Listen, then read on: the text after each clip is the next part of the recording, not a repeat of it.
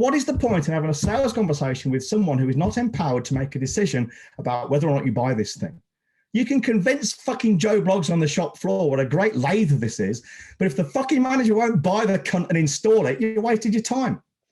Joe Bloggs has no fucking say with management of the procurement division. Well, and if he does, he needs to tell you that.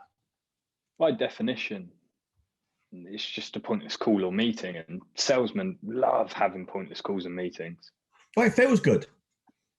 It's like I said in my last 1 minute hate yesterday. It's confusing activity with achievement. I had some great calls yesterday and I felt really positive. But what did you sell? Oh, nothing. But how did you move the sale forward? Oh, I don't know. But it was really positive, really enjoyable.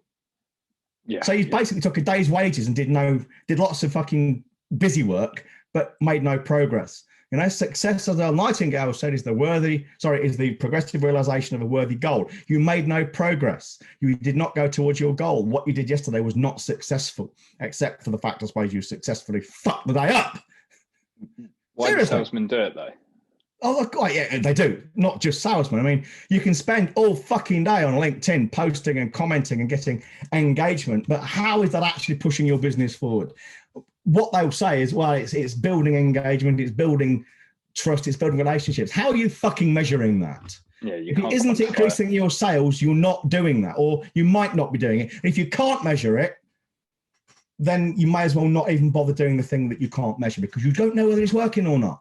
Well, salesmen are likely doing this because they don't understand what you've just said. They've got a lack of education around sales because it's a learned skill. There's no such thing as a born salesman. Someone might be charismatic, which means they do well in the world of sales. But sales is a learned skill. Yeah, absolutely. This is why call centers have scripts. Say what? This is why call centers, they have scripts. They have external salesmen coming and spending a day with them. The resistance I got in the mentoring group, Elite and things, the resistance I got from people saying you need to have a script. And I don't mean you need a verbatim script that you go to page 3 and say and go to line 4 and use that phrase. That's not what I'm talking about. It's a framework.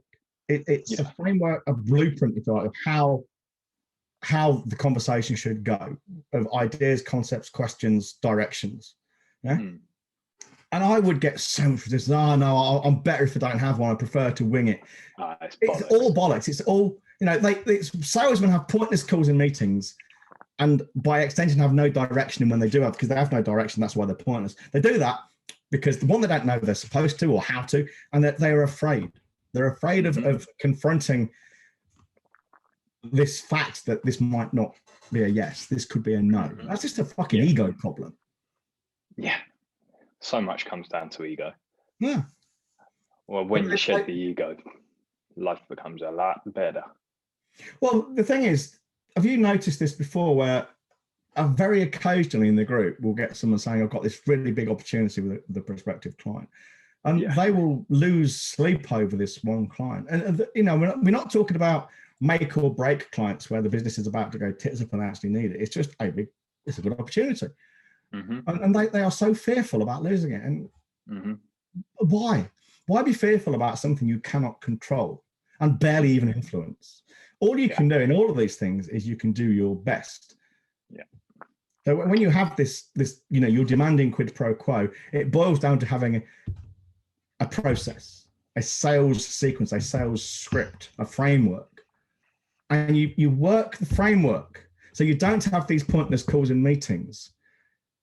And then sometimes you'll get a yes and sometimes you'll get a no.